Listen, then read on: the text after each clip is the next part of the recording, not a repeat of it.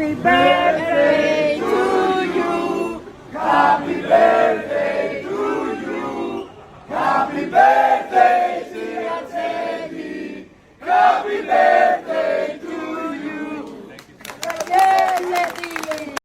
Herkese merhaba arkadaşlar, kanalıma hoş geldiniz. Yepyeni bir video ile karşınızdayım. Arkadaşlar, bugünkü videomuzda Türkiye'nin güzeller güzeli Ebru Şahin'den yeni görüntüler geldi. Ebru Şahin eşi Cedi Osman'ın doğum gününü bu fotoğrafla kutladım. Ben de bu görüntüleri sizler için YouTube kanalımda video halinde sunuyorum arkadaşlar. Umarım beğenirsiniz. Videomu beğendiyseniz kanalımı izlemeyi ve bildirim butonuna basmayı unutmayın. Şimdilik benden bu kadar olsun. Yeni videomuzda görüşmek üzere. Hoşça kalın.